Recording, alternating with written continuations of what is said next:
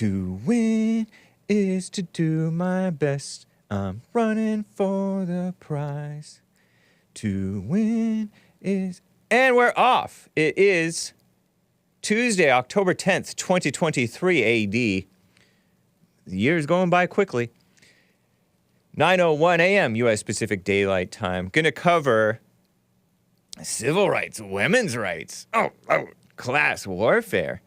A little follow-up from Big Bump, who co-hosted with Hake yesterday. Wasn't that good? That was cool.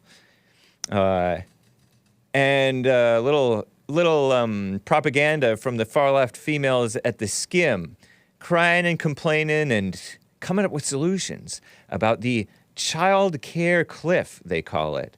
Some other news and fun stuff. Trump posted that Will Hurd, who? The black rhino never-Trumper, lame-o from Texas, dropped out of the presidential race. Did you know that he was running for president? You might have known if you heard Hake mentioning him last week in passing, in sort of a brief little segment. Will Hurd, light-skinned black rhino, another Trump hater. Not very entertaining, by the way. And some other things, Afghanistan. Wow, what a mess. I'm not going to talk too much about that, but it's crazy. How an earthquake can kill like thousands of people. Whew. A hockey segment. I went to cover it with Big Bump, but we didn't have time. We had to deal with the calls with Angry Joe and other callers. Hockey. You guys ever heard of enforcers? Could Hake be an enforcer? Last week, NATO, was it last week? I think NATO got hacked. Did you know that? Or something. Evil Ariana Grande. You guys want to hear about her? Well, too bad you're going to hear about her. Evil Ariana Grande. She doesn't know better, right? She doesn't know any better. So, hopefully all that and your calls, guys, if you'd like to call in. But anyway, everybody, let's get right on with the show! 1, 2, 3, 4. Oh, it's the Hake Report, the Hake Report, la la la. Oh, it's the Hake Report, the Hake Report, la la la. Hey guys! Oh, it's the Hake Report, the Hake Report, la la la. Oh, it's the Hake Report, the Hake Report, la la la. So, how you guys doing? I am fine. Can you guys hear me? I am not hearing any audio over on Odyssey, which I like to have work. So I'm going to reset the stream over there, and that should fix it, because Odyssey sometimes has problems on their end. I think it's their end, not my end. Okay, it's not my fault. Hat tip to Lando, Apollo Creed. Was Lando Apollo Creed in Star Wars? And Rocky Balboa? Nice. Day 94 of asking Hake to silkscreen some mildly attractive t-shirts. I know. Would that be considered remiss of Hake? Am I remiss in not creating a design or designing a mildly attractive t-shirt? I have a picture in my mind. Not excessively thought out, but a font, mildly, like in a nice script, and then attractive in, I don't know, bubble writing or something. I'll work something out. I'll have to buckle down and do it. In the meantime, I have just a nice gray t-shirt. I think it's nice. So guys, let's get started with this, shall we? I think Odyssey's working. Yes, it is. Nice. Okay. Yesterday, I had Big Bump co-hosting with Hake, BIGGBUMP, and he sent me a little follow-up text after Corrupt Joe from Phoenix's phone call yesterday, accusing Big Bump of lying.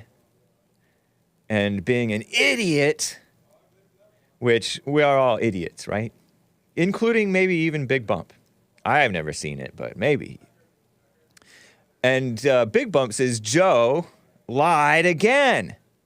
What? And he sends me this link to the Civil Rights Act of 1964. I have the screenshot of this web page, an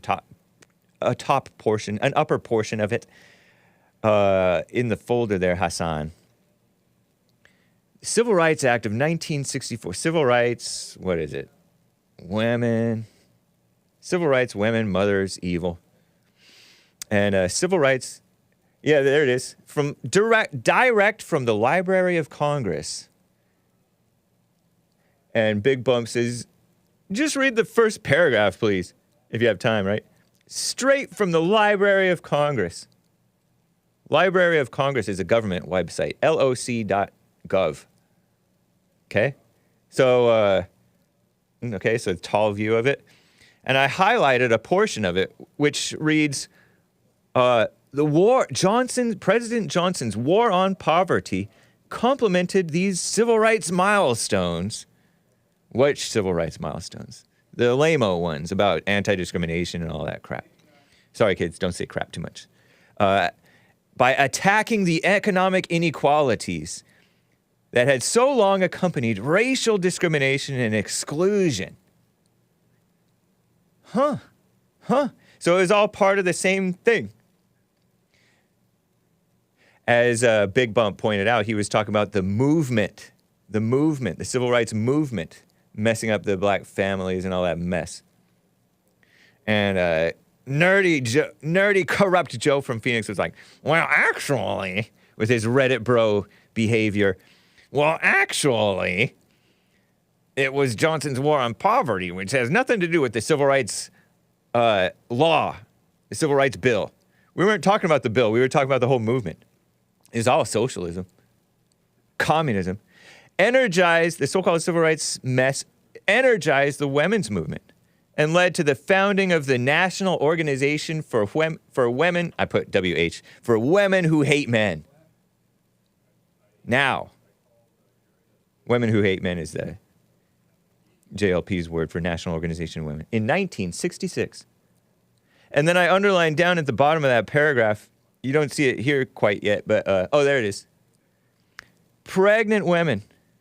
Activists convinced Congress to protect such groups as pregnant women so they could participate fully in public and private life. Subsidizing them in all these different ways. Even so, the struggle for equality is far from over. Civil Rights Act of 1964, a long struggle for freedom, is the headline over this mess from the Library of Congress. And I will note, that this reminds me of something Asmodor told me when he called into Hake one time about Joe from Phoenix a year or two ago, right? He says he lies or puts out some false info, and I don't know this stuff. Hake doesn't know anything. Because I don't know what he's talking about. He passes it off as though it's true, and I can't correct it on the spot. So let it be known here on out that anything you hear from Hake or Big Bump or corrupt Joe from Phoenix or Sleepy Joe from Phoenix or whatever, Tony from California, take it with a grain of salt, meaning don't believe it just because you heard it. Take that with anybody. Take nothing he says as truth. He is not a reliable witness. He has shown himself to be. Is Joe from Phoenix's middle name Tony from California? Let's find out. He's on the line. I summoned the devil in him to call. Joe in Arizona, thanks for calling, man. How are you doing? Good morning, evildoer. Good morning, evildoer. To you. Yeah, that's just you. And you. Exactly. It's not just me. It's you. It's me and you. No, No, it's just you. Oh, it's not you anymore? What Big Bump is pointing out is exactly, almost verbatim, what I said. So you guys can't even get your lies straight. It's unbelievable how stupid you both are. How are we lying if we pointed out something directly from the Library of Congress and something that you yourself said? Are you lying too? No, you're misrepresenting what I said. I said LBJs were on poverty with all the socialist programs. Right. But the Civil Rights Act had nothing to do with those programs. It happened at the same time. But we weren't talking about the but act. It was not. Did you get it through your thick skull that we were talking about the movement? Thick skull. You have a lot of nerve, you idiot. Hey, don't be name-calling. I can call you thick-skulled, sure. but you can't call me an idiot. Sure. In front of the kids listen to this show, you know. Yeah, then stop insulting people then and lying to them. But you but said you civil are rights. being. Civil rights. Are you not civil being rights thick? had nothing to do. No, civil rights had nothing to do with the LBJ's war on terror. This happened at the same. The Library of Congress says that it complemented it. So if it complemented it, then it did have something to do with it. I mean, happening around the same time. Yes. No, not happening around the same time. That's not what complementing means. In this example is exactly what it means. No, it isn't. Civil rights. They said one was inspired by the other. Civil rights is Plessy versus Ferguson. It's Brown versus Board of Education.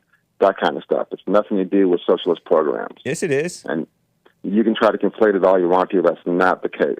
It is because socialism is anti-discrimination. You can go and read the laws for yourself. And everyone pays taxes, James. I'm sorry. And the laws are not the movement. Everyone pays taxes, James. I'm sorry. That doesn't mean we. You're just wrong. That doesn't mean you're that just wrong. What? You gonna let me talk? You're just wrong. Are you gonna let me talk? Look who's talking. Okay. It doesn't mean that's that. Your whole strategy. I should do what JLP does. The movement is about not just anti-discrimination, but but redistribution of wealth and destruction of the family. Wrong. They don't believe in God. No, that's your characterization. Go right ahead. Okay, well then, if it's go right ahead, then why you call in all angry and in a huff? Wasn't in a huff. You were in a huff? Calling out evil is not being in a huff. It's calling out evil, and you are evil to the core. Yeah. All right. What a mess. Mm-hmm. Do you accept that you're not a reliable witness? Because you mischaracterized. You mischaracterized Big Bump. Again, what Big Bump was saying, that paragraph almost verbatim said what I said yesterday. And it also said what he said. Amador is the biggest idiot because he's a liar to the core. Well, he's not here to defend himself, so you can say whatever you want, but we take what you say as not necessarily the truth. At me. We take nothing you say as the truth. Well, that's because you hate the truth and you hate good. You love evil. Okay. That's why you do that. You sound like you're stealing lines from JLP.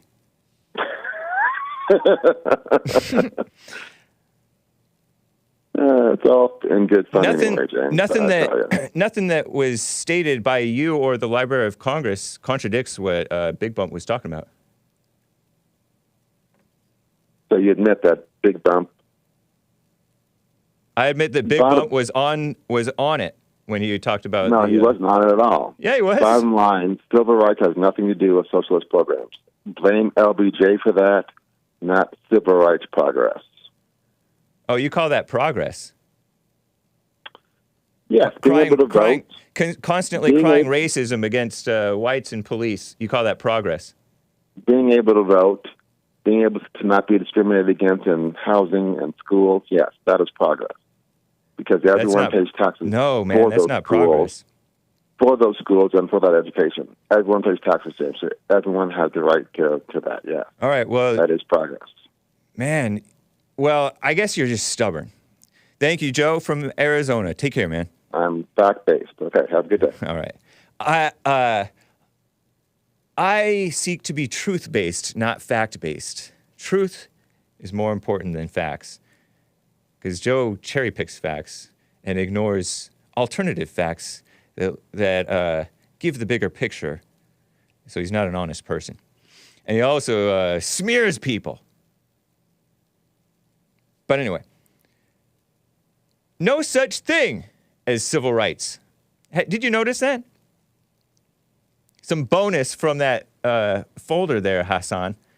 So speaking of the phony, corrupt civil rights movement, from the Library of Congress itself, to show you that it's more than just, oh, everybody pays taxes, therefore private businesses can't discriminate and individuals can't discriminate. And we're going to institute so-called hate crimes legislation. Look at this. Since the 60s, they've been promoting the notion of police brutality. What? They say Negroes are Americans too, protect them. But is that truly honest? I am beginning to be a little suspicious of these activists with their identical signs, by the way, multiple identical signs. Who printed these? Stop Brutality in Alabama. I don't know what all went down there. We've seen the dogs and the water hoses, and I'm not sure that I disavow dogs and water hoses if they're justified. Nowadays, they won't do it because it has a bad look, because the brainwash, the boomers, and maybe some Gen Xers, and older, and maybe as well as many younger, to think that the dogs and water hoses were racist, and the police back then. And Alabama and the South. The South was better to the blacks than the North. The cities. We demand the right to vote everywhere. There is no right to vote. So that was down in Selma, Alabama in 1965. Look at them. Also in Selma, Alabama, at the Dallas Courthouse. Dallas County Courthouse, Alabama, right? Selma. Look at all these blacks and some others registering to vote. So maybe an Italian there. Is that an Italian? You see him in the middle? One black guy has a cigarette. And they're all dressed way better than nowadays we dress, right? So that part's good, at least. Look, is that an Italian? I spy an Italian. Is that Ricky Ricardo? Is it Cuban? Is that Nick, the American Anchor Baby's granddaddy? Look at that. Look at that smoker man. He looks like trouble. I don't want him voting. Maybe he was a sensible man. Look at all these blacks in hats. Cool. And the fake news Library of Congress calls them African Americans. They did not call themselves that. They called themselves Negroes in their signs. Hello? African Americans. That's not even accurate. Stupid. February 1965, that was that photo. Black and white. What else? What else do we have here? Oh, this is a disturbing image. Look at these children. Maybe I should have censored all their faces. Look at all, mostly white children, and I spy two blacks, maybe three, if I look closely. In a beautiful, clean, look how clean that school bus looks. Whoa. Overcrowded school bus, doing this photo op. Some of them smiling, some of them smirking, sidelong glances. Unsmiling children, well-dressed somewhat. In 1973, in, where is this?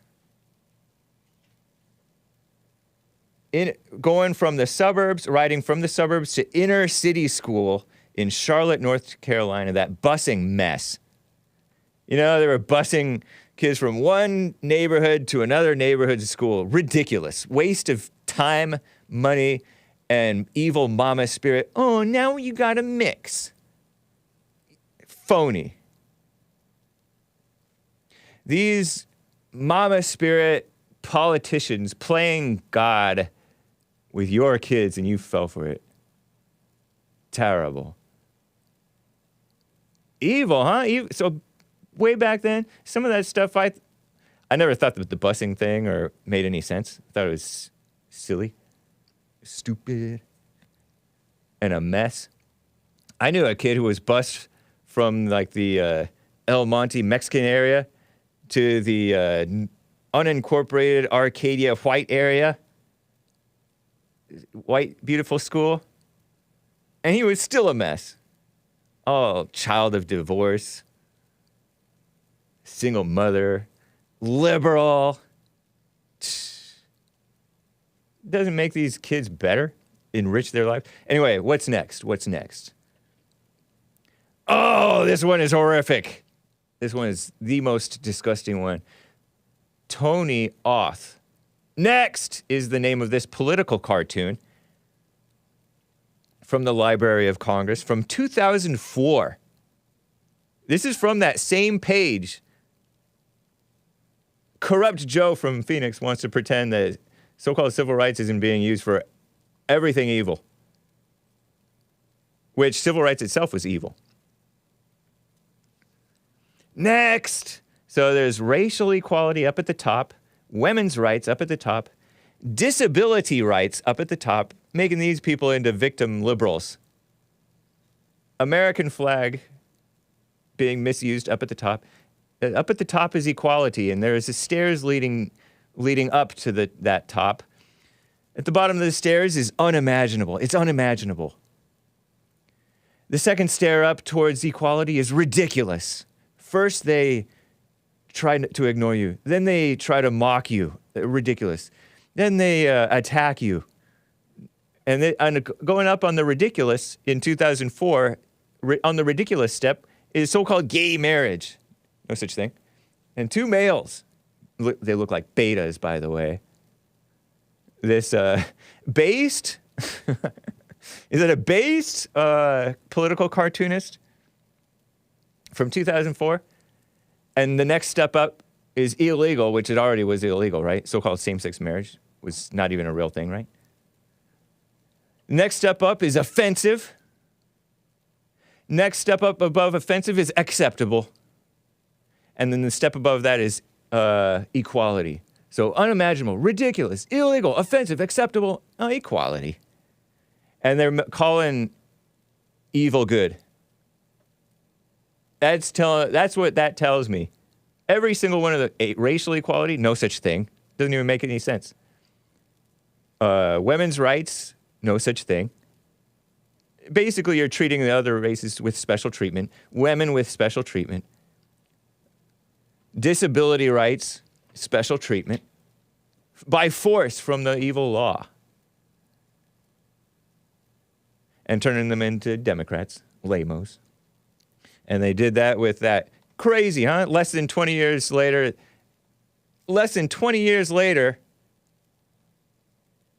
Oh, Auth is a real last name? I thought it was short for author. A-U-T-H. Not a Christian, according to Nugget Man. So sick, huh? Take that mess down. Thank you, Hassan. Horrific things, huh? Just absolutely disgusting and phony. Radical homosexual propaganda back in 2004.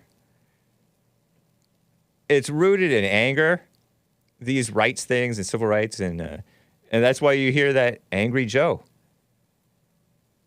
Pride, self-righteousness. You alone are evil.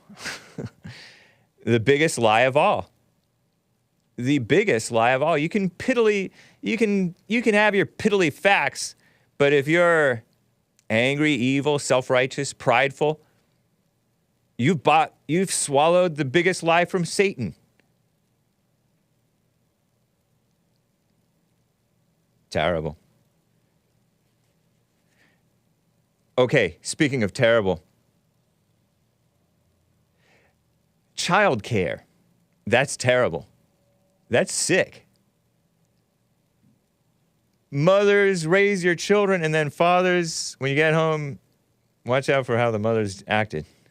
I have some pics and a silent clip to share with you guys. 1 minute clip. The far-left females at theSkimm reported Friday. They shared this from theSkimm. Moms first. Only instead of an I, F-I-R-S-T, they spelled it F-1-R-S-T. Doesn't even make sense. All trying to be cute. And they report, you're not alone. Fake news! You are alone. Everyone is alone. Earlier this summer, the far-left females at theSkimm, which the summer has passed, long past, The far-left females at theSkimm partnered with Moms First to launch hashtag show us your child care. Hashtag. And they have cute little black children playing with blocks. And then black and white adults looking after them on this webpage. You deserve child care benefits, reads this screenshot from their website. So telling females that they deserve something, oh, that's the first mistake, because you're worth it. The child care system is broken and women are paying the price. Literally. We're talking nearly $300,000 in lost earnings over their lifetime, say these ladies, if you trust them, which I don't. Which I believe that they're probably throwing in some factual information, though, right? They're a little fast and loose with their facts. A new campaign calling on companies to show up for their employees, females, and open up about their child care policies. So they're pushing for women to work and for somebody else to take care of the children. Do your job, women. Do your job, mothers. We're offering a database of companies and orgs bringing transparency, communist buzzword, on child care benefits and work flexibility. You guys are not transparent about yourselves. You don't even know yourselves. Ladies, shout out to the ladies. If your employer isn't on the list, here are some resources. Encourage them to join. Sick, huh? Terrible, as in terrible. Next one down, next screenshot. In America today, 40% of parents say they've gone into debt from the high cost of childcare, so-called childcare. The lack of quality, affordable, communist buzzword, childcare is forcing mothers out of the workforce. Well, that's a good thing. That's a good thing, I say. Limiting opportunities for advancement. Sounds like ego. Costing us hard-earned dollars. While solving the child care crisis will take significant public investment. Public investment, meaning government. They're begging for government, taxpayer money. They can't even, all your fake equality stuff, you can't even earn enough to cover your, have to pay somebody to take care of your children. You sabotaged yourselves. You know what I mean? Isn't that true? When you have two income home, the mother and the father working, somebody has to take care of the children, and you're able to spend more because you have that much more money coming in. But so then the costs go up because you can afford more, so the costs are going to rise to what you can afford. Duh! Idiots. Don't say that word too much, kids. Public investment. Until then, families, so-called families, they don't even believe in family, shouldn't have to carry the cost alone. We need the private sector to step up. So they're pushing these companies to be commie capitalist companies to subsidize their immorality. What's next? What's next? Number 3, Hassan. What's our childcare? theSkimm's childcare benefits include flexible and I don't know what this is. Teams at Moms First and theSkimm both value transparency, except from themselves. We're asking you to hashtag show us your childcare, blah, blah, blah, blah, blah. Tutoring, return to work options, paid leave, employee resource group for the parents, unlimited PTO, paid time off for all employees. What? Unlimited paid time off? Mom's First childcare benefits, 5 days of caregiving paid time off, flexibility to work remotely, $1,000, meaning like not come into the office. There's a big difference when you're not coming into the office. You're not as handy. You're not as able to help at the door or phones or whatever. You're being a bum, by and large, oftentimes, when you're working remotely. $1,000 stipend to all employees for care-related costs. Access to resources, both communist buzzwords, to identify local childcare solutions. Number 4 there, Hassan. The business case for childcare. Moms, and they say moms, Where's my spittoon? I got to get my spittoon in a second. Can't work without childcare. Period. Whoa, interesting. Blah, blah. Playbook for employers. So they're trying to force the employers to kiss up. National business coalitions for child's care. Blah, blah, blah, blah, blah. Read more. Number 5, Hassan. Forbes. Of course, far left extremist Forbes, commie capitalists. They're not Christian capitalists. They're commie capitalists. While the child care crisis is actually an economic crisis. No, it is a spiritual crisis, right? Selfishness. Because look at this woman in the middle of this picture, picture. She's holding her temples like she has a headache and stressed. Isn't that like the typical woman who has to work and can't handle all this stress and mess? You know, you heard Aircraft Sparky on my show on Friday. Aircraft Sparky, talking about, you know, women at these airport or airline jobs. They can't set aside their emotions when an emergency comes up. Some can, but more often than with men, they cannot. Although men are becoming more beta too, of course. So I don't know, maybe it's getting worse and worse for both, of course. But they panic, whereas the men can stay even. They don't get into the loop with their emotions and imagination, and they don't choke under pressure. Many males do, we know that. As Trump has said about many a rhino, he's a choke artist. He chokes. Referring to Mitt Romney, lost to what should have been a one-term president, Obama. Lame-o Mitt Romney. So yeah, a lot males and females stressing. First world problems, right?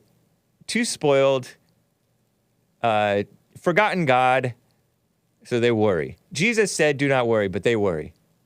Yahoo, of course, far left extremist outlet Yahoo Life.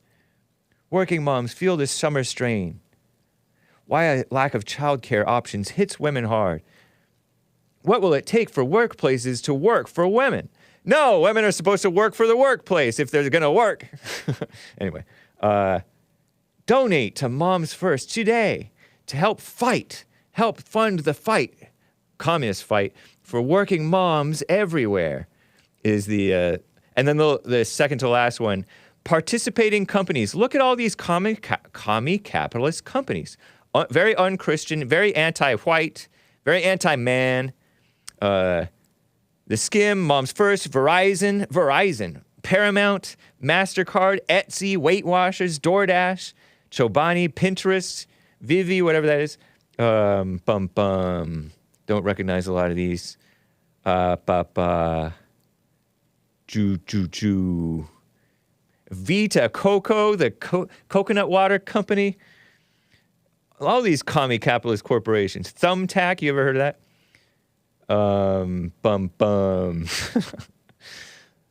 Monster, but not the drinks. Sephora, Patagonia, Toast, Zoom Info, whatever that is. Ridiculous. And many others that I don't really recognize. And then the last one is their little logo thing. Moms First. Hashtag show us your childcare. Let me show you guys these quotes. These are interesting to me. This is clip 21, Hassan. So this is a silent clip, and I'll read to you guys these quotes from these moms. And it's terrible. Beta. Listen to this, or watch this, and I'll read them to you. Or you can watch along.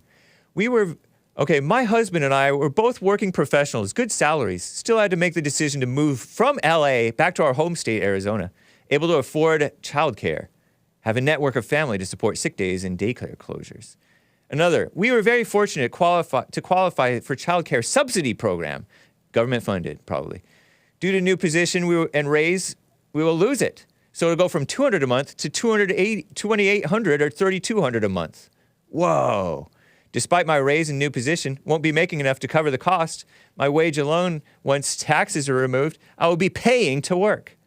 Another woman, Childcare costs are so expensive and the quality so low, we opted for my husband, a teacher, to stay home to care for our children. Beta, stay-at-home dad. My husband and I, both working professionals, good salaries, still had to make the decision to move. Oh, I already read that one. Okay. So, bunch of lamos. Terrible. Sick. So that's that. I don't want to pay for people's childcare, says Charlie Church. Exactly. Exactly.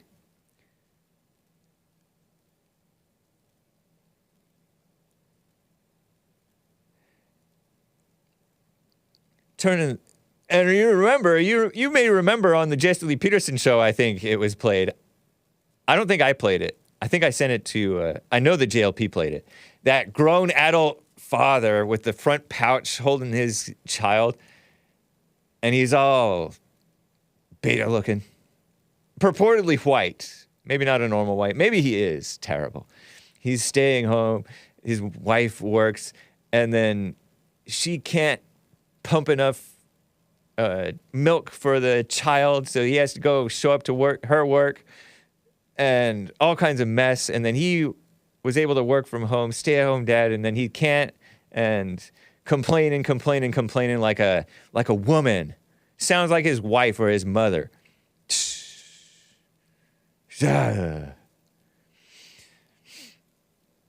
Anyway, that's enough for that, right? That's probably way more than enough.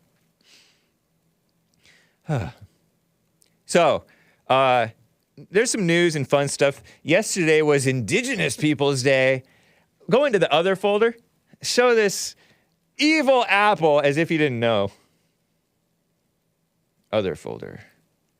Indigenous Peoples Day. This was on Sunday, this little alert. Oh, Indigenous Peoples Day tomorrow. And then it was on top of it, buried underneath Columbus Day tomorrow. The real holiday versus the fake holiday. The holiday of a hero, Christopher Columbus, who did something, buried by the indigenous peoples who, what did they do? I don't know. Their legacy was not written down, by and large. It was passed down orally. Which, well, that's cool. I like it. I like oral traditions of passing down history. That's cool. That's how I know that I was part American Indian. They found American Indian blood in my grandpa. The doctor did. Hi. So, yeah, nice. I learned indigenous people from the Pasadena City College African American history. No, something like that. African American history. 1 and 2 I took from Mhunzi. Pete Mhunzi taught me. So, see, I know blacks. I hang around blacks a lot after high school. Pasadena City College, 2 years. I hung around blacks. I took Afro-American music history and African-American history, two classes of that. Very engaging and fun teachers, by the way. I watched Bobby Brown, I think his name, Mr. Brown, perform his jazz, went to jazz concerts. See, I know stuff. You people who call in accuse me of not knowing black. Anyway, so phony. And of course, commie capitalist Apple, which is evil, anti-white Apple, which is evil, pushes this mess on me. Terrible. Indigenous peoples, that's another word for American Indian. Some of you guys call them Native American, but we're Native American. We, the white Anglo-Americans, who were born here, generations born here. Terrible. Christopher Columbus sailed the ocean blue. Italy wouldn't, the Italian crown, correct me if I'm wrong, people, the Italian crown wouldn't support his trip. So he had to go to Spain to do it. Shout out to Spain, the Spanish crown, king and queen, right? Correct me if I'm wrong. This is my understanding of history. I don't know much. They paid him to sail over to the Indies. But, oops, North America and South America and Central America were in the way. So he discovered America for himself and for the people aboard that ship and for Europe and England, right? England wouldn't have known about it except by Christopher Columbus. Yeah, I know that one guy, that one Norse or Viking guy. Yeah, I know that he discovered it too independently, but had it just been him, we wouldn't have known about it. We the Anglos, right? Oh, he didn't discover it. It was already here for centuries, and the American Indians knew about it. That doesn't mean he didn't discover it, dummies. Were the American Indians, did they come from like China area down into this? Is that the going theory? We don't know. Or were they truly indigenous? Or did they nomad themselves too?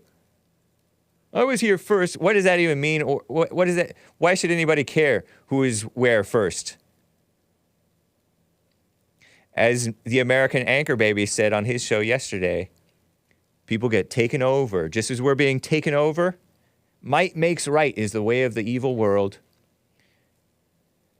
And some of it is quite civilized in the way it's done. Most of the way that the whites did it was quite civilized. So, you and your complaining, here first, original people mumbo jumbo is a whole lot of nothing. Okay, another quick topic. I got this trans rights debate request from somebody in my email. I happened to check my email yesterday or the day before, 2 days ago. And this person gave me this vulgar name. Sir, all caps, please debate moving master about rights. You see it in the folder there, Hassan? I have the screenshot, but I censored it for you guys. And I put, see no evil monkey face with hands over his eyes emoji. Does this person have a more family-friendly name? LOL, lots of laughs. I'm disinclined. You see it in the folder there? The other folder. Trans rights debate request. Hake. I think it's in there. I am disinclined to do so based on the vulgar name. See, audience, Hake cares about you. Or himself. I don't like to disgust my audience. I don't like to disgust you guys. Or myself. Haha. Scrunchy, smiling face emoji, throw up emoji. But I shall look it up and consider it. Thanks for the suggestion requests. Sir! And you tried to reason with me by saying, oh, you just use an acronym for this person's name. I don't know, if he has that name, then that might not be somebody I want to talk to on my show. Unless he knows how to be clean, completely clean. There's been people, you know, these so-called transgenders whom I've met. There's this one Amy from Modern Day Debate who guest hosts, you know, Modern Day Debate. And I've thought about having Amy on, but I'm like, I don't know if I want to do that. This is a family-friendly, child-friendly show. Just at this time, it doesn't seem right, man. So, whoa, what was that? So anyway, right on. Okay, Afghanistan. Quick little update about Afghanistan. Thank you, Hassan. Afghanistan earthquake. Oh yeah, I have this screenshot. Devastates Western Afghanistan. Taliban says 2,000. I think the death toll, the body count, they say that it's 2,400 now. Thousands of people injured over in Taliban from an earthquake on Saturday. A 6.2 or something like that. Taliban running the government And these self-righteous globo-homo don't support the Taliban because they don't support the fake idea of women's rights or whatever. I forget. Maybe the Taliban's evil, but I know the globo-homo's evil. I'm pretty sure the Taliban's evil. But I also am quite sure the globo-homo is evil. Maybe there's some decent people in the Taliban. Maybe there's some decent people who work for the globo-homo. Right? But man, what a mess. Earthquakes killing thousands over and over again, just in the last few months. You hear about that in the Bible. You'll hear about earthquakes, wars, rumors of wars. Anyway, last quick topic. Will Hurd. Trump truthed about Will Hurd. Base President Trump. Trump daily posts on Twitter. They share his Truth Social posts. Truth Social post, 11:08 p.m. Eastern Time on the 9th of October, yesterday evening. It's about time, truthed real Donald Trump. Will Hurd. You guys ever heard of Will Hurd? I've shown pictures of him before. The failed former Congress male, he says man, from the great state of Texas, who decided not to run for Congress again because he did an absolutely terrible job, zero personality. And this guy's black, so he's mixed, though. And couldn't win, has just now decided to drop out of the 2024 presidential campaign, where he likewise drew flies. You know how flies are attracted to food and poop? He is a nasty and jealous guy, says Trump. And when Trump says that, I kind of believe that. Who truly doesn't have what it takes. Luckily for him, he couldn't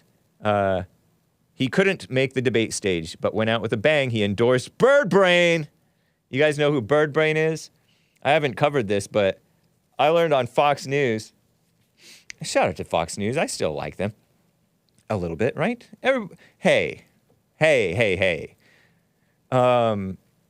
Trump named that Nikki Haley gal Bird Brain. The Indian, supposedly American anchor baby. So he endorsed the woman. Oh, Lord. So much for being a man. Will Hurd. Age. 46 years old. Oh, he doesn't know better. He's Frederica's age. Frederick from California, who calls into Hake and American Anchor Baby and stuff. Might have called into. He's young. William Ballard Hurd. Not the based William from California. This is William Ballard Hurd of former CIA, by the way, clandestine officer. So he was a secretive guy.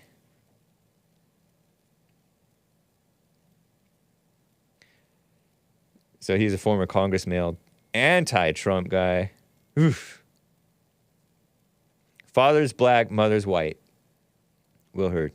So I'll have to, I'll show you a picture of Will Hurd sometime, but I don't have it handy for you. And I want to move on.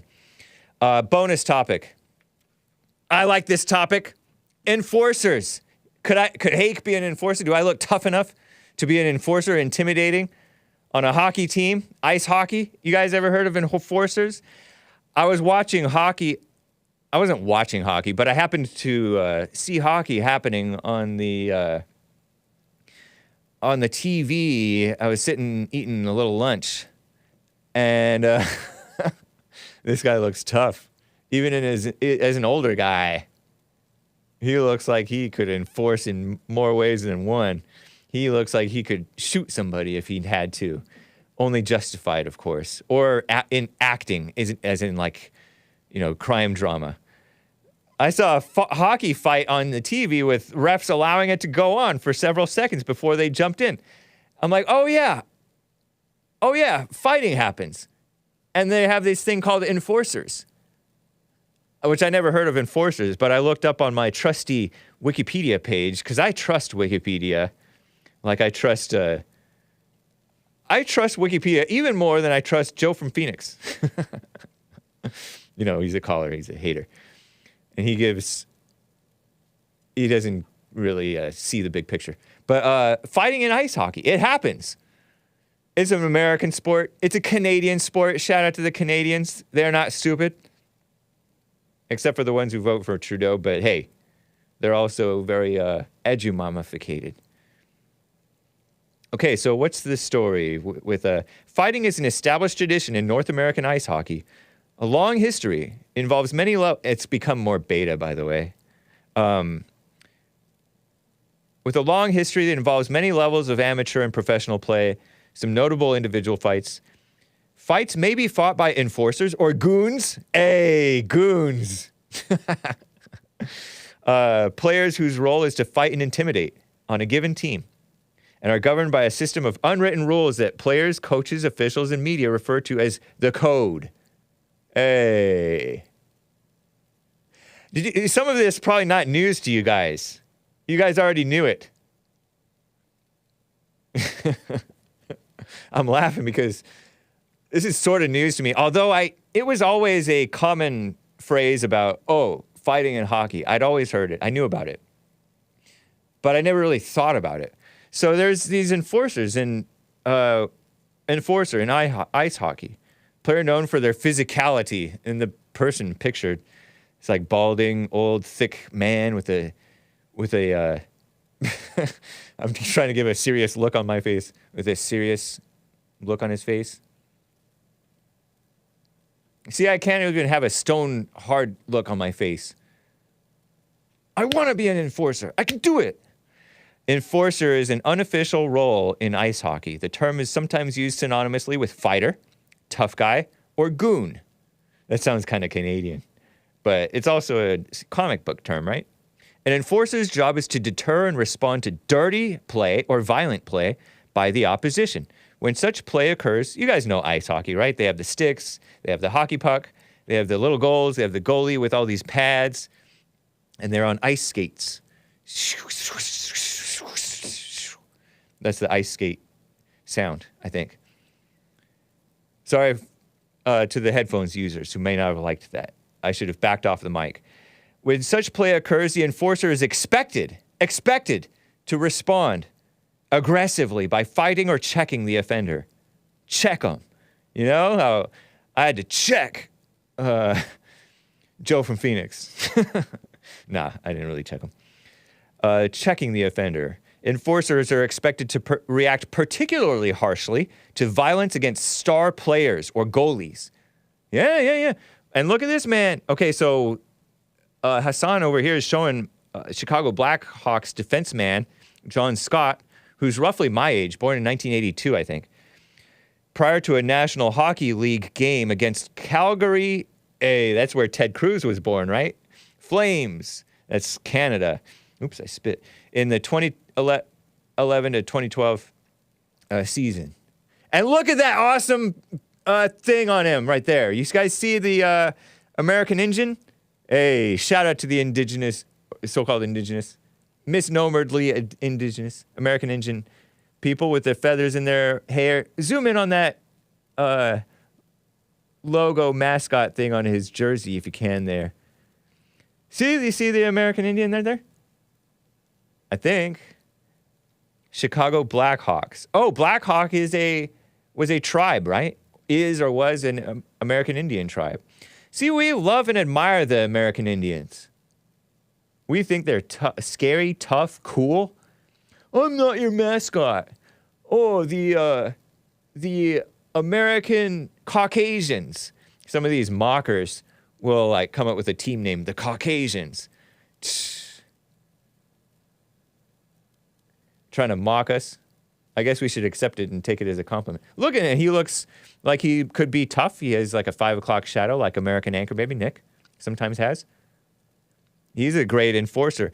And by the way, there was a great story about him. I got to tell you this inspiring story. What was his name again? Scott? Scott. Scott's reputation as an enforcer and fan favorite, they loved him, helped him earn enough fan votes to secure a spot in the 61st National Hockey League All-Star Game. Isn't that awesome? Despite having been demoted out of the NHL Hockey League, right? I guess, right? At the time of his election, he unexpectedly played a key role in his division's victory by scoring 2 goals. And it's tough to score a goal, I guess. Kind of like soccer, football, European football. Where fan response also led him to being named the most valuable player, MVP, of the tournament. Fighting skills can help a less talented or smaller player play in leagues that their hockey skills alone would not. Okay, and go back and show the older tough guy, because I want to just tell you what his name is, just out of respect for him. Dave Semenko won 2 Stanley Cups. I guess that's a hockey trophy thing. As an enforcer in the 80s. Based. And he was in the Oilers, whatever that is. I've heard of the Houston Oilers. Was that a football team or something like that? Isn't that cool? See, I like sports a little bit from far away. Nice. Sweet. So shout out to the men fighting. And they've softened it over the years. You know, they don't, I don't know. There's an unwritten code, so I'm sure they've made it more beta. They've polluted even the hockey world. You know, they polluted the NASCAR, hockey, football with the pink and Black Lives Matter and all that very unchristian, anti-white, evil, anti-man stuff. So everything is evil now. What a shame. Whew. What are you guys saying in the chat? I don't know. I'll have to read the chat after this break. We're coming up to the top of the hour. NATO got hacked. Food Network guy died. He had a severe allergic reaction. Don't know what that was. Evil Ariana Grande has another live-in boyfriend. They're both married still, going through divorce, each of them. Sick stuff in the world. Okay, so that, and your calls, guys, if you'd like to call in. I will get to your calls. If you'd like to call in. 888-77-JESSE. We're on Jesse Lee Peterson's network. When I say we, it's not just Hake. It's Wow Hassan, Joel Friday TV, American Anchor Baby, JesseLeePeterson.com/show. #network takes you to the various network hosts, their links, their phone number for calling into their shows. Because American Anchor Baby has a different number on Fridays when he does his later afternoon thing. Very cool. But let's check out some OK. You know, you haven't heard OK in a few days. This is Compass by OK. I hope you enjoy it. It's from the 2004 or 5 album High Road. Hope you enjoy it. You musical Philistines. I'll be right back for hour 2. Hang tight.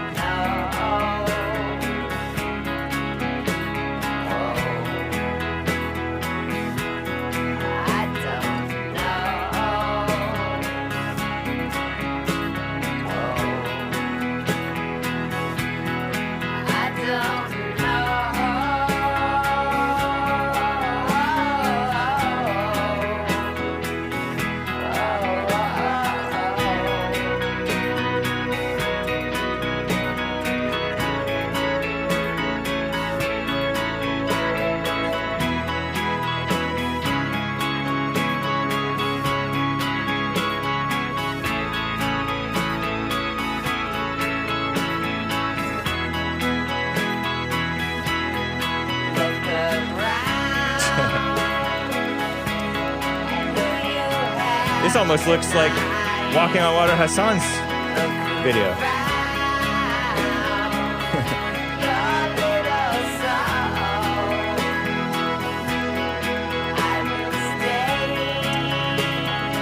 Kind of cool, huh?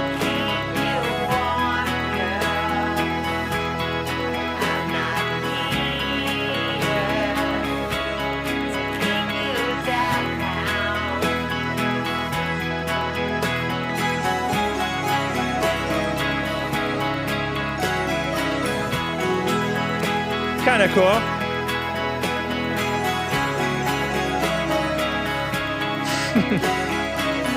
Wow, Hake.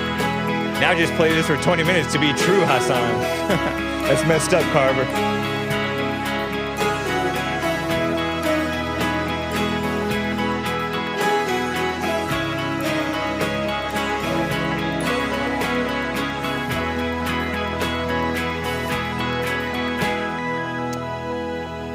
Well, thank you guys for bearing with me through that arguably beautiful music. Arguably so, maybe? Come on. Don't you think it's kind of cool? Lots of super chats to read, guys. I felt like I didn't do justice to Star Sion's super chat, so let me get to that now. Star Sion said, I dismissed it too quickly, I felt. I don't mean to dismiss you too quickly, Zuzu Sion, Delilah, who bought a coffee yesterday saying, have Hassan Yeezy and Big Bump rap the stand-up remix back and forth. I'm like, no, that's not Hassan's song. Did you want to comment on that, Hassan? Wow, Hassan, Walking on Water, Hassan. No, that's a great song and great verse by Big Bump. Yeah, it is. Uniting the races with truth instead of lies. Something, something, something. Children of the lie. Rebuilding the family by rebuilding the man. That's when boys used to be boys and men used to be men. Talking about God's way. Something. Fallen state. Anger, resentment, judgment, hate. So that's what's going on in the world today. Nice. You're laughing at my attempt. No, I love that. Yeah, it's I like it too. incredible that you know it. Yeah. And got all the inflections and everything down. Yeah. I mean, and then Joel Friday's verse is cool too. But what's funny is, like, I heard hints that he may cringe at it a little bit now. I'm not sure. You can ask him. Joel Friday TV coming up right after Hake today. Walking on Water Hassan is tomorrow. And, of course, American Anchor Baby every day, Monday through Friday. Noon, Monday through Thursday, Pacific. And then 4-ish on Fridays. And it's cool. And speaking of music, tomorrow will be a full music episode. Oh, really? On Wow Hassan? Yeah, we're doing a full listening session. Right on. So we'll see how that goes. Okay. Sweet. YouTube.com/@Walking on Water Hassan. Again, you guys can go to jslpeterson.com/show and click the network, JLP network portion, and it'll jump down to that portion of the page that has all the links to all the people. Joel Friday TV right after Hake today. Let me type that into the chat there. Sweet. Okay, so more supers. Truck driver, before I get back to the calls, guys. Back to the calls. Truck driver bought a coffee. Great show yesterday, Hake. Why is Angry Joe so hangry? Maybe he needs a Snicker. Yeah. Snickers. You aren't you when you're hungry. Wow, we are doing commie capitalist advertising. Terrible. You tricked me, truck driver. You delivering for them or something like that, truck driver? But thank you, man. Yeah, you got to watch yourself. Oh, it's common sense, and it's like the message that JLP harps on. So obvious, too. And it's what the Bible says. Examine yourselves to see whether ye be in the faith. Spoiler alert, bought a coffee.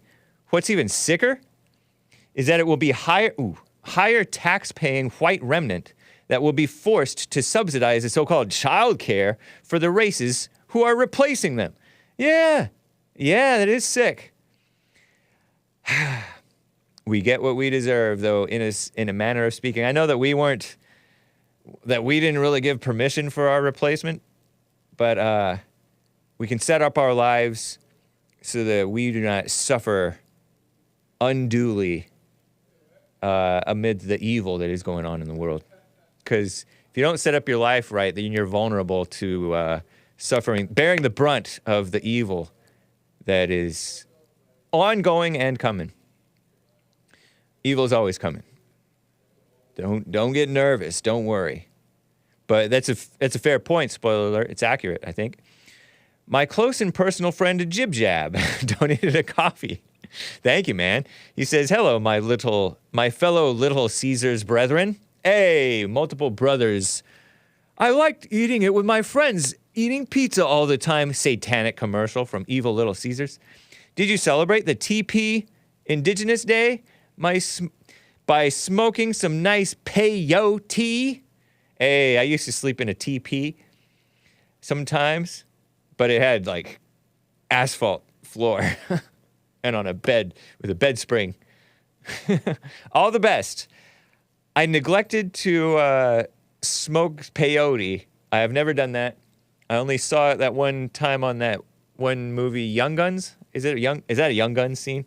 And I disavow it. It doesn't even seem cool. Evil Hollywood, making light of doing drugs. But thank you, my close and personal friend _Jib Jab. Much appreciated. Spoiler, bought another coffee.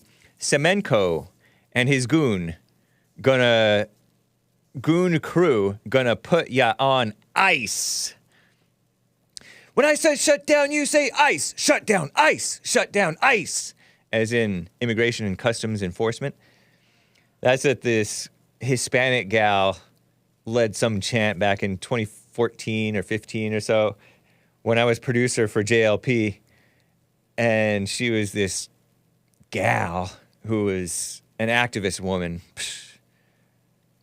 But yeah, Semenko, that was the enforcer man.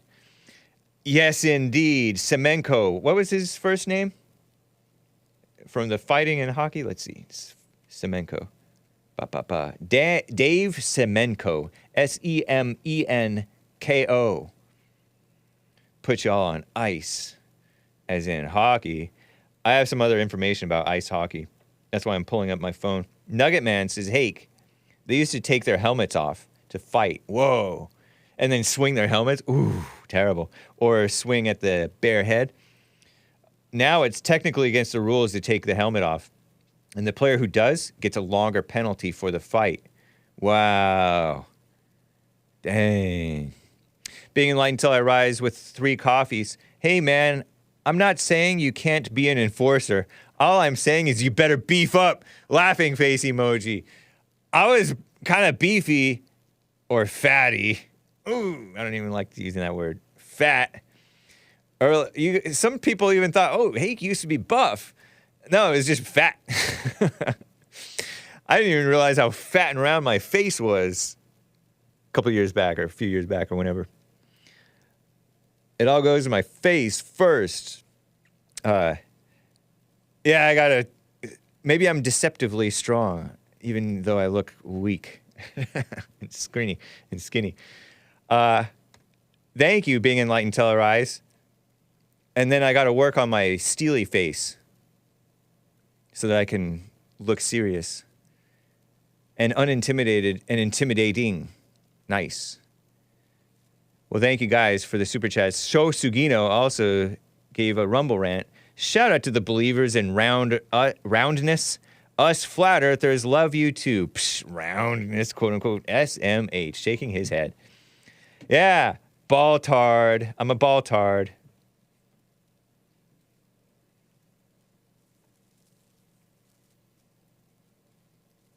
I believe in the ball earth. I mean, it's plainly, obviously a globe. But, you know, shout out to the flat earthers. I have a flat earth contingent in the Hake Report snake pit. That's cool.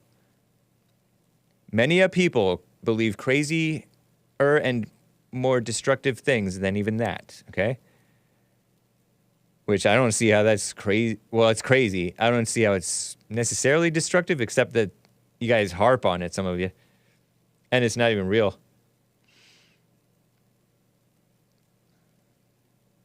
Art in Ohio is on the line. Art from Ohio. Thanks for calling. What's up, man? Hey, what's up? How you doing? I'm doing fine. How about you?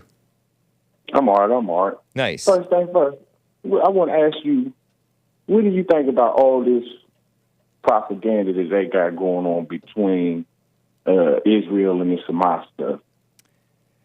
Say, what's your question again? What do I think of what's going on? All this propaganda between the Israel nonsense and the Hamas nonsense. I haven't paid a lot of attention to the propaganda. I haven't watched any videos. I did read in Hake News, the whole Hake News first hour of the Jesse Lee Peterson show segment at the end. I read,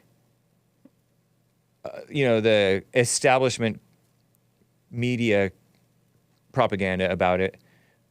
And I don't really think much about it, to be honest. I know that it's happening, and it sounds like there's been violence on many sides. Some of it may be justified, maybe most of it unjustified, I don't know. And that's their problem, Yeah. Yeah. How about you? I just, I'll be listening, kind of disappointed in Jim Jordan or whatnot, but I think he a Catholic or whatnot. If I ain't mistaken. If you can look that up, tell me if Jim Jordan is a Catholic. Jim Jordan is very much pro-Israel? Yeah, I don't know if he's pro-Israel, but I know he's talking about support them and this and this and this and that, and I'm just disappointed in him. But in what sense should we not support them? In what sense? We or America or what? What sense should we support them, or what sense should we not support them? It ain't no sense in supporting them. No sense in supporting Israel? No, nope, definitely ain't. But we already have an established deal that we support them. So should we cut that off too, or just leave it as is? Well, it ain't gonna be no different than what ended up happening with Saddam and Bin Laden. We supported them at first too, and what ended up happening, they turned on us. Oh, when you got evil supporting evil, it's only, it might look good at first, but it's only inevitable when something is built on a bad foundation that the house is going to tumble. It might look good on the outside. The house might look sturdy on the outside, but the foundation is crumbling. So when you got an evil deal built on evilness or whatnot, supporting somebody's evilness, then what do you expect them to do? Same thing with Saddam and Bin Laden. So we should have never been supporting them and got involved with them in the first place. Did you expect anything different from Jim Jordan? Yeah, definitely I did, just like I expected a lot different from a lot of these conservatives that I see saying, oh, they're over there killing kids and they're over there killing females, and what part of manly stuff is that? Or that's not manly, and, I can almost agree with it and I can't disagree with it, because in a street fight or just a fight in general or whatnot, I ain't talking about in the boxing ring, if I'm dominating an opponent or whatnot, somebody that I'm fighting physically or whatnot, and I slip up and miss a punch and fall down, I can't expect him, if I don't black his eye and bloody his nose, him not to hit me with no trash can. Yeah. It wasn't no love and fairness when they was fighting the Indians. It wasn't no love and fairness in the Civil War on both ends. Yeah. I can't remember how they did in the Civil War or whatnot. I don't remember them too much about hearing anything about them killing women and kids or whatnot. But what I'm saying, it ain't really. How I look at it, ain't no fair fight. I can expect somebody to try to bite you, poke your eyes out, hit you in your private part, hit you with a trash can, stab you with a pencil. I mean, you would hope and expect it to be a fairness, but if it ain't nobody, if a person ain't being fair, I would not expect that. You know what I mean? Yeah. And now, and in the white man's world, and in the Christian world, and in the fair-minded people's world, there are rules of engagement. Like in a fight, there's like some unwritten, kind of like in a hockey fight, there's like unwritten rules. Maybe some of them are written. But I remember in the Declaration of Independence, the founders said that, founders of the United States, right? They said that the crown, the English crown, was supporting the merciless Indian savages who were killing or attacking without regard to age, maybe gender, or health. Basically, they were killing the sickly, the children, the women, and so that was the fact of them saying that indicates to me that that there was some supposedly gentleman's rules with fighting and war that were agreed to, maybe. Okay. Maybe it's artificial, though. It could be artificial because there is, there were times when God even said to destroy even the animals, the women, the children, everything. Leave nothing. Yeah. Leave nothing alive in the Old Testament days, right? Yeah. So who you say said that? The English? Yeah. No, it was the Americans in the Declaration of Independence. The Americans. Yeah, the Americans complained that the Indians, the merciless Indian savages, supported by the English, were doing all kinds of evil atrocities, so-called, against American people. Okay, well, what happened when what happened when America's done bombed some of these places over there or whatnot, and it's them being women and children? It happens. It's over. You're right. I think that's war. I think that's what happens. Civilians are regularly killed in wars. And nowadays, there's these fake mama spirit people who pretend like they're trying to avoid, and maybe some of them really do. I believe that many people in these military groups and Globo Homo really try to avoid so-called civilian casualties or minimize it. But I think everybody's guilty of it. It's war. People are not just soldiers are going to die. Why should only the soldiers die? You're going to war, you're putting your whole country at risk. It's kind of like I get in a fight with you and then you target my family. I'm like, that's playing dirty, and that's what happens. Yeah. And that happens. I mean, even in street warfare, or whatnot. Gangs, they even do it. Yeah. They even play dirty. There ain't no rules even to that or whatnot. Yeah. It's just you got something to do and some that don't. Yeah, but exactly.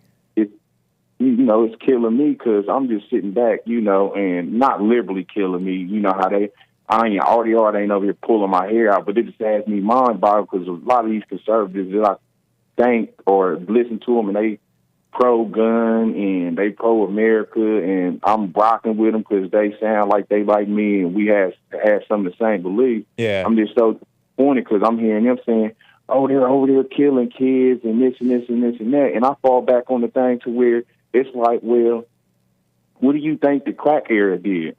What do you think this fentanyl era? What do you think the heroin era is doing to the American people over here in America? Yeah. So you might feel bad for them or whatnot. I don't know if they do or they don't feel bad, but that's the same thing that was going on with that. It's Israel's job to protect their women and children if they want to protect their women and children. Just as it's our job to protect our children, like it's my job if I have had children to protect them, and it's the parents' job, it's the country's job to protect their own. So you're right about that. Now, I'm a little surprised that you're surprised that Jim Jordan and these conservatives are pro-Israel and taking up for the Israel side, because it's been well known that the conservatives have long been very pro-Israel and supportive of that, and very anti, Hamas, and they call Hamas terrorists, and they may or may not be, and so it's no surprise to me that they're taking sides with Israel and talking about supporting them. Well, first and foremost, I mean, both sides is wrong, but I don't have no hand in that fight. Yeah. And the reason, I'm not agreeing with Israel, and I'm not agreeing with Hamas. I'm not disagreeing with neither one of them or agreeing with neither one of them. I don't have no hand in that fight. Yeah, so I don't think that they should take revenge, but they should. That doesn't mean that you don't retaliate and spank them, put the smack down. It's kind of like sometimes you need to punch them back in self-defense and calm them down, and then stop there, but know when to stop. And I don't know if they know when to stop or not. And the only guy I like over there is Netanyahu, and I don't even know much about him. And they have a whole lot of evil people fighting for control of that country. I'm talking about Israel. So I don't know. And there's a whole lot of phony people who are voicing support of Israel. These Biden, UK, which is run by phony people, France, I think Italy. I think I rattled off some of these different countries that are voicing support. I don't trust their so-called support for Israel. They're not going to support them in the right way, Well, Trump and even Trump or whatnot, he talking about he trying to clear out the swamp, and these Republicans and conservatives screaming they trying to clear out the swamp. Yeah. Ding dong, Israel and all that nonsense over there is part of the swamp. You know what I mean? In a lot of ways, I'm sure you're right. There's a lot of counterproductive foreign policy stuff that's doing a lot of evil and bringing a lot of unnecessary trouble. You heard the Ron Paul clip probably on my show with Big Bump yesterday about Israel created Hamas. Just like the swamp is individuals.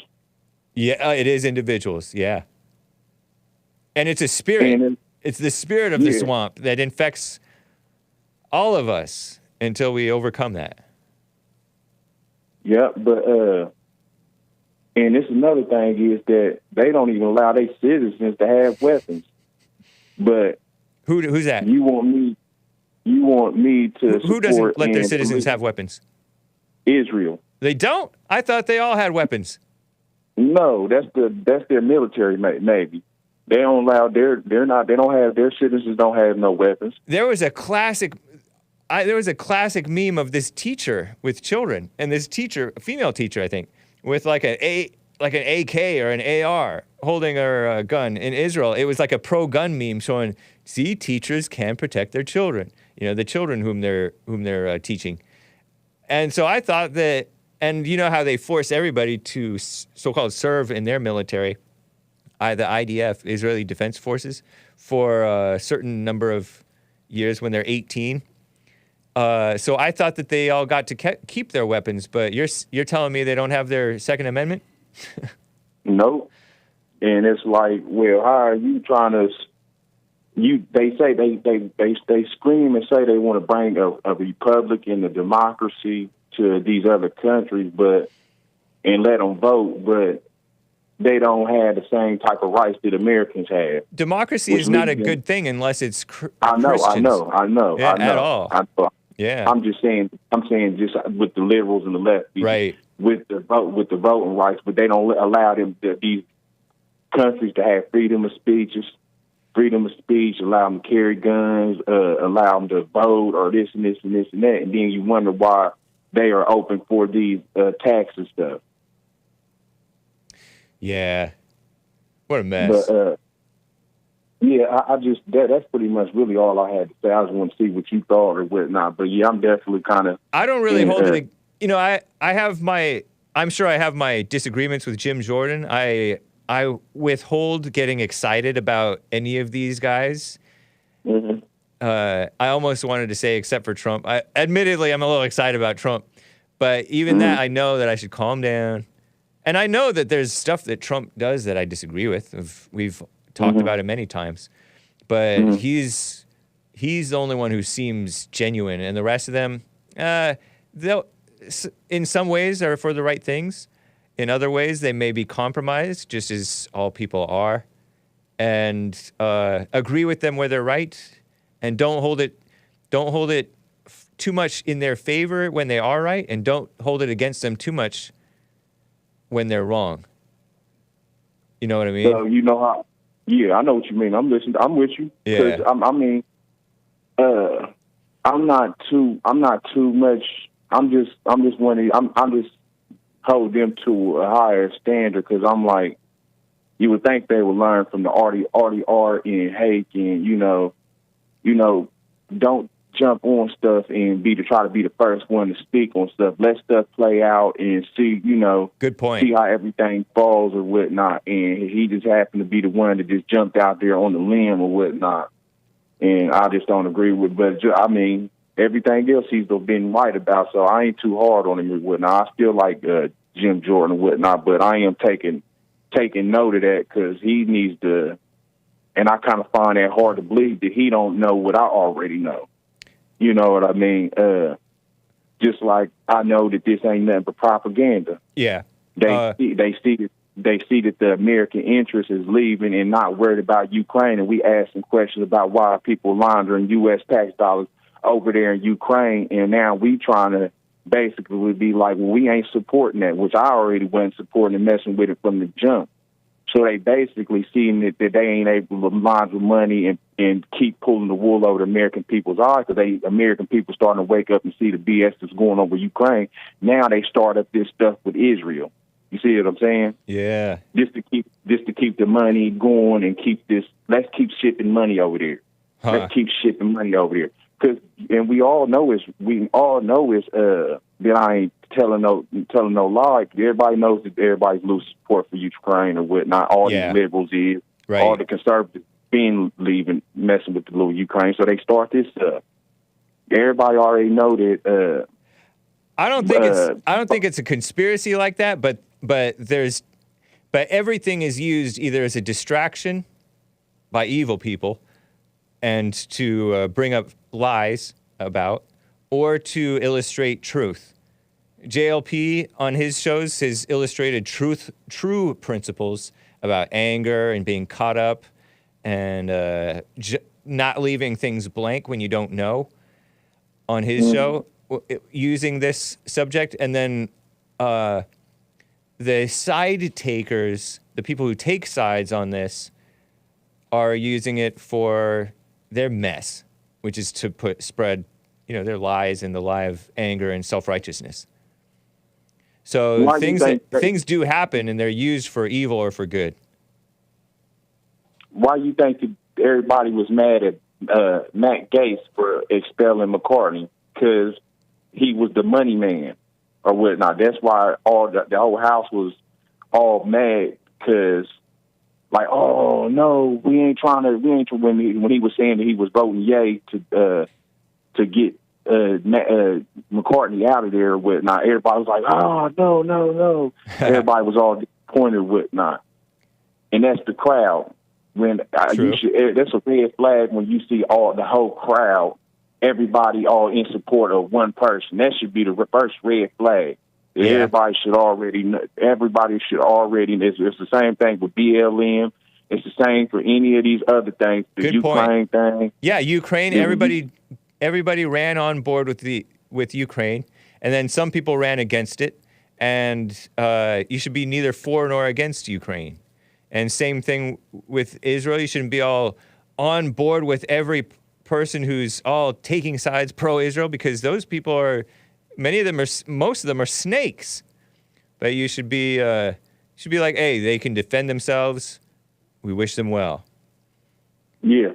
And then same thing with Saddam Hussein. He got weapons of mass destruction. Oh, everybody's on. Let's go blow him up. Let's go get Saddam. Come on, let's go fight. Let's go get him. And then something else or whatnot.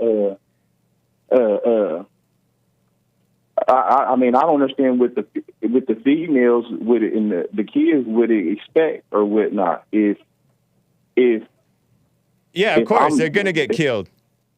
Well, not even that. And kidnapped. That's how you control people. Well, yeah, kidnapped. But if you don't get killed because you ain't ugly and they in the captors like you because you pretty, you gonna end up having they babies. And there ain't gonna be no arty art in this color, baby. It's gonna be whatever that nationality. So they gonna bleed you out by sleeping with your women. Yeah. So if Hake kidnaps my baby mom and when I have kids with her, then those kids are going to be considered white. So that's all that's going to end up doing. So you ain't going to either do nothing but either get raped or forced to be a servant with these liberals over here and these liberal females over here in America. They scream and swear they don't want to be no servants. They're servants of the government and globo homo. Good point. The single mothers here are. That's so true, man. Mm-hmm. Good point. Yep. All right, I got to go, man. Great call. I'll catch you later, Daddy. Sounds good. Daniel in Texas is on the line. Daniel, thank you for calling, man. What's up? Hi, James. Thank you for having me. Yeah. Art was asking about problem, the things that go on in war. Yeah. Fighting dirty, and he mentioned the Civil War, and I was wondering what you know about fighting dirty in the Civil War. If there's anything that comes to mind. I only know one. I've only heard one thing from Cernovich, Mike Cernovich, about this General Sherman guy who who burned towns to the ground in the South and broke the spirit of the South, and that's part of what won the war, so-called won the war for the North to break them down. Is that accurate? It's somewhat accurate. It's oversimplifying what happened. Yeah. But that is one thing that you can say. Sherman was acting in tandem with Grant during the Overland Campaign late in the war.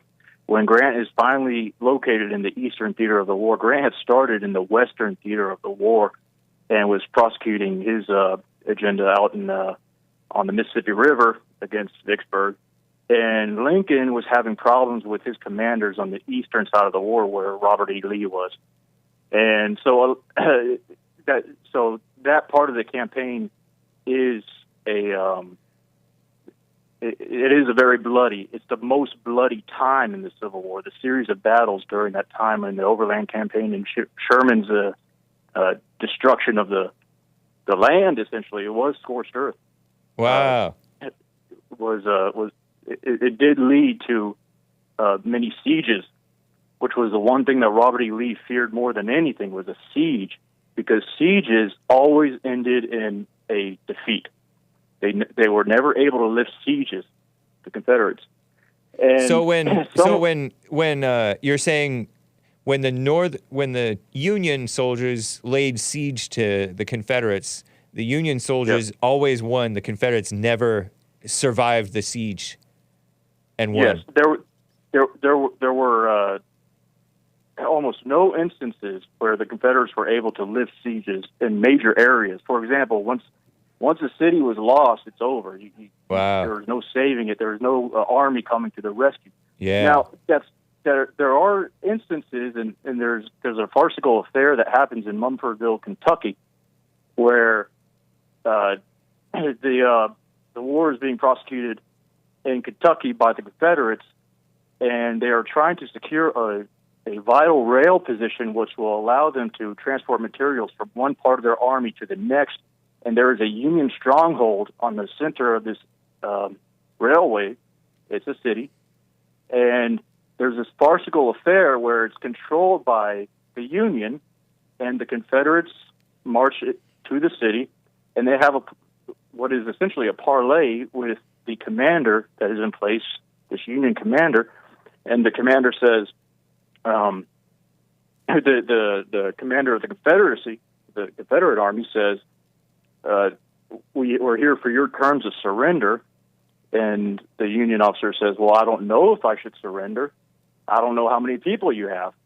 And they said, well, I don't know if you should surrender because I don't know how many people you have. Right. And he says, well, I have this many people, and these are their positions. Should I surrender? And they said, yes. And he goes, okay, well, I surrender. So there's this kind of this farcical affair where nothing really happens except the Confederates just earn this victory because this guy is unwilling to fight.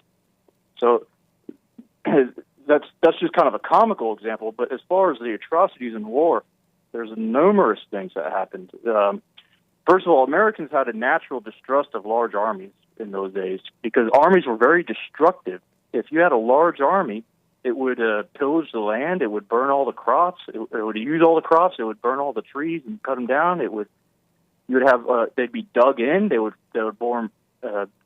create fortifications, and then once they moved, they were gone, and all that stuff was gone. The cattle, the livestock, all of it. Wow. So, last week when the gentleman was saying that it was a bad idea for the Confederacy to go into the North, well, part of going into the North is to alleviate your stress on your home position.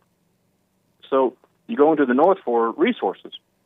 But there's a Buttermilk Rangers was a colloquial term for Confederates that would raid the countryside. They would often raid Confederate cities, and they would do all the things that you would expect bandits to do. Yeah. Jewel Early did not like the Buttermilk Rangers. He thought that they were giving them a bad name. And when he was marching towards Washington, he yelled at the Union soldiers something very common. He was known for his string of oaths, and he basically yelled to the soldiers in the North, or you're not dealing with any Buttermilk Rangers now, you dadgum blue butts. Uh-huh. So there's the Buttermilk Rangers. Somebody had told you that nobody was prosecuted in the Confederacy after the war. That's not true. There's one person that was prosecuted for war crimes, and it was a foreign person named Henry Wars. He was the commander of Andersonville prison camp, and the prisoners, there were POWs from the North that were in this southern prison camp, and they suffered all the same kinds of atrocities that you would associate with 20th century wars. Wow. And so there's that.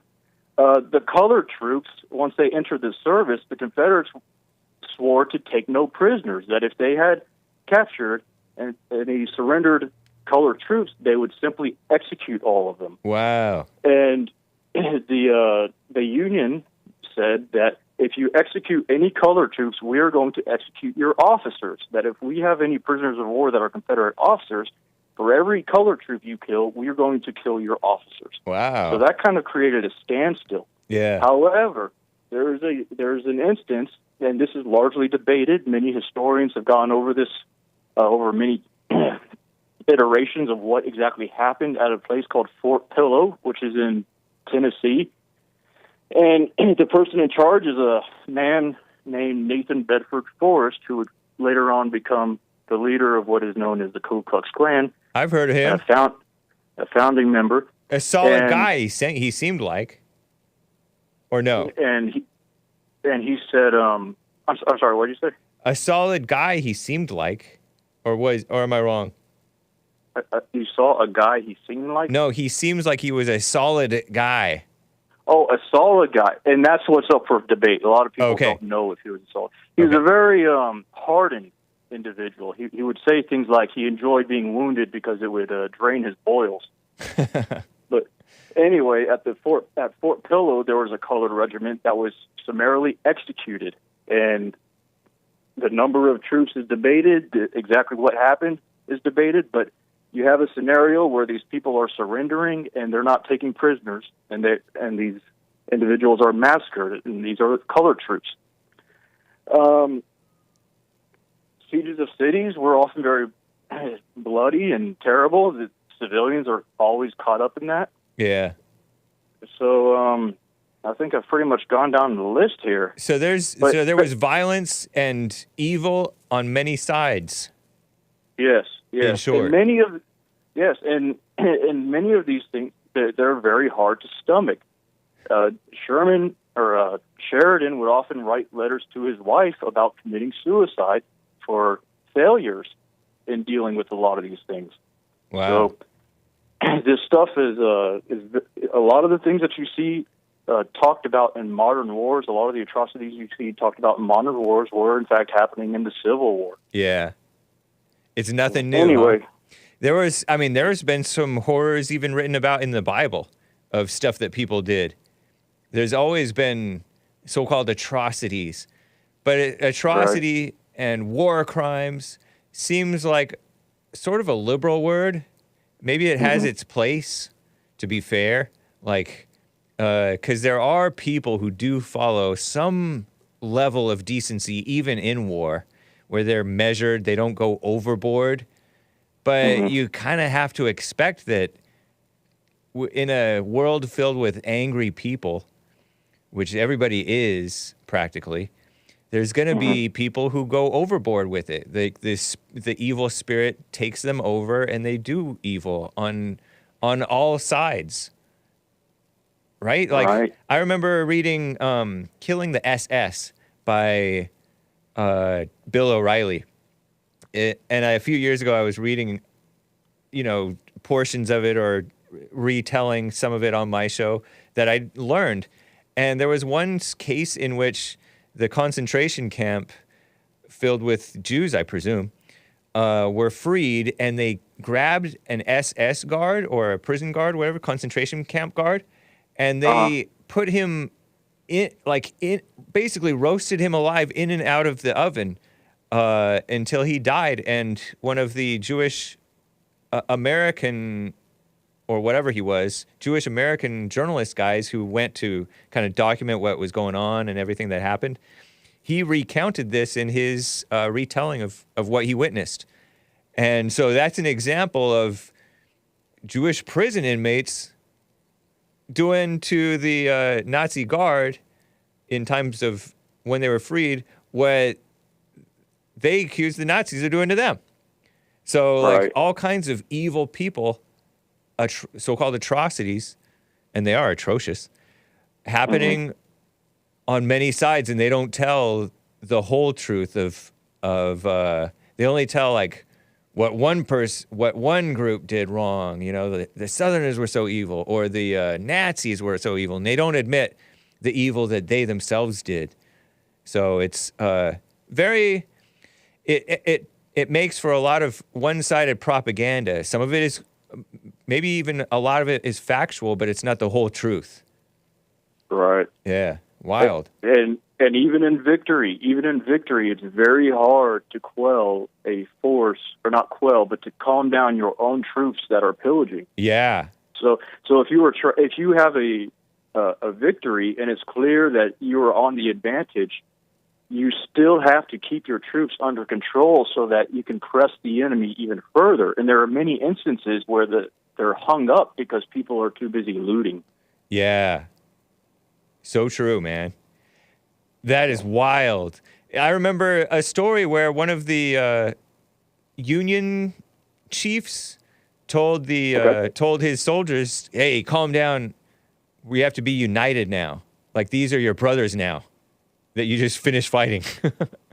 There might have been something like that. I don't know if you're familiar with the story that I'm trying to recall from my memory. I'm sure that happened on a number of occasions. Yeah. And they do it to each other. There's a very funny story. Well, funny as war can be. But there's a story where there's a cavalry commander, that a Confederate cavalry commander is shooting at a congressperson, a Confederate congressperson, because he blames him for the start of the war. Wow! And he's firing at him. And one of the artillery officers goes over there and says, "Sir, please calm your temper. There's no need for all this. We have very clear orders from the general to behave ourselves." And he says, "Well, gosh darn him." He didn't say "gosh darn." "Well, gosh darn him. Gosh darn him. He's the reason we've got all this." Yeah. So crazy. Anyway, yep. There's infighting even in the same side. So true. Exactly. Well, Nathan Bedford Forrest did not like his commander, Bragg. He told Bragg that, well, this is all hearsay as well. Okay. That he would slap him across the face if he ever gave him an order again. Wow. Well, this is blatant insubordination. Yeah. And we're taught that Bragg, isn't that Fort Bragg? Yes. Wow. Like, these are our heroes, and they didn't even like each other, allegedly. Well, Bragg himself was a very contemptuous individual. Uh-huh. And he was also known for quarreling with everybody. And at one point, he had no logistics officer, so he acted as a logistics officer, and he wrote ads wearing the hat of a logistics officer to himself as the commander for provisions for a certain thing. And he, through letters, repeatedly denied this request that he made to himself. And he tells his boss about this, and his boss says, Braxton, you have quarreled with everybody, and now you are quarreling with yourself. That's funny. Terrible, man. It's interesting. Anyway, thank you wanted to share all that. Appreciate the history lesson. Daniel in Texas. Take care, man. All right. You too. Bye. Man, that reminds me of some story of people fighting amongst themselves. It was on the tip of my mind, but I guess we'll move on because we're coming to a close, guys. What? Let's do the super chats because I don't want to leave the super chatters hanging. Over on Rumble, I already read Show Suginos, but Being Enlightened Till I Rise is a monthly supporter. Thank you, man. Appreciate that. Saying deceptively strong equals corn-fed. Are you corn-fed? Well, I don't know. Is that GMOs? I do like corn chips. Fritos, anybody? Oh my gosh, my mouth is watering. Fritos, so salty, so good. I don't know. I might not be corn-fed, so I'm not. By deceptively strong, I mean like Bruce Lee. He's all skinny, but he's very strong. Maybe I'm like that. Dijon Paul donated a diamond. Hank, you looking good today. Very handsome. Well, thank you, Dijon Paul. Appreciate that. We're up to date on Streamlabs. Buy me a coffee. Spoiler alert, bought 5. This is happening now because the UN, referring to Israel, I presume, because during his UN speech 2 weeks ago, Netanyahu, you know, my personal hero, my fourth favorite Jew behind Jesus, Apostle Paul, J.C. Lee Peterson, Netanyahu, number 4. I was joking about that in American Anchor Babies chat. Netanyahu displayed a map that he called his new Middle East, where Palestine no longer exists. And so he says, but there's no Palestine on Google Maps, showing a Twitter link. When the leader of Israel gives a speech to the UN General Assembly and displays a map of quote-unquote Israel without any disputed parts marked, and it includes the provocative title New Middle East. That is somewhat provocative. This is done intentionally to incite a war response. Oh, wow. Oh, hey, I did not know that. 2 weeks ago, in the matter of weeks, they invaded, Israel, quote-unquote, provoked the war in order to have the U.S. go to war with Iran. And American troops will be fighting in Iran by Christmas as planned. Whoa, you think so? This is how the Jewish mafia does its business, alleges, spoiler alert. They manufacture a tragedy against regular Jews to act as a cover for the mass death that they're about to have their white golems bring into the world. Sound familiar? Kind of like, that's why I said, oh, this is our 9/11. And then there was all these wars. Netanyahu is drawing the U.S. into war with Iran. I wonder if that will happen. Interesting coffees there, spoiler alert. Be on the lookout for that. I'm glad I'm 42. Well, actually, I'm not 60, though. Anyone ages 18 to 60 not allowed to leave Ukraine. You got to compulsorily fight against the Russians. And at first, you're excited about it, and then you're like, oh, I've seen too much horror, and I got to leave. And then you up and leave, and the media writes about it. Crazy stuff. Whew. Informative stuff. Appreciate the chat and the callers for informing Hake about what you say has gone on and is going on in the world. You know, speaking of globo homo, in the last few minutes here, real quick, NATO, they got hacked. The defense alliance made up of 31 countries from Europe and North America said they are addressing an apparent cyber attack. This is last Wednesday, right? The 4th. Affecting their unclassified websites. Unclassified websites, okay. Oh, so who cares? Strategy and research documents from the alliance were stolen by a hacking group posted online in the last, the week before last. The trove of purported documents included information on hypersonic weapons, threats from drones, testing procedures for radioactive waste. There have been no impact on NATO missions, operations, military deployments, the official said, but the cyber breach is raising questions about NATO's ability to protect their communication networks. What a mess. Terrible. And Big Bump, by the way, says, shout out to spoiler alert, Hegelian dialect. Hegelian dialect. Problem, reaction, solution. Create the problem, stir up the reaction, and come up with swoop in with your false solution. Hegelian dialectic. I've heard of that, and that's what the liberals do. Liberal is another word for angry person. Anyway, guys, this has been the Hake Report. I gotta end. We have Joelle Friday coming up.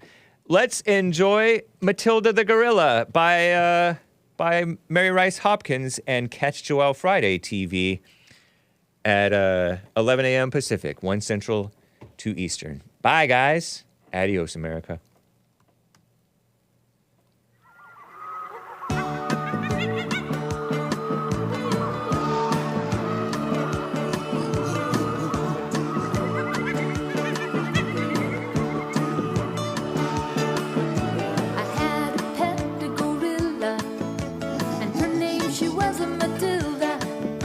Matilda loved to sing songs every day, and this is what Matilda the gorilla would say. Ah ooh ooh ooh ooh ah ah ah. Ah ooh ooh ooh ooh ah ah ah. Ah ooh ooh ooh ooh ah ah ah. Ah ooh ooh ooh ah ah ah. So we'd go strolling through the park. The people would laugh and the dogs would bark. They never understood a word Matilda would sing, but Matilda was doing her gorilla thing. Ah ooh ooh ooh ooh ah ah ah. Ah ooh ooh ooh ooh ah ah ah. Ah ooh ooh ooh ooh ah ah ah. Ooh ooh ooh ooh ah ah ah. So finally the circus man came along and he said, Matilda, I know where you belong. We'll put you in the circus to sing your songs, and we'll be monkeying around.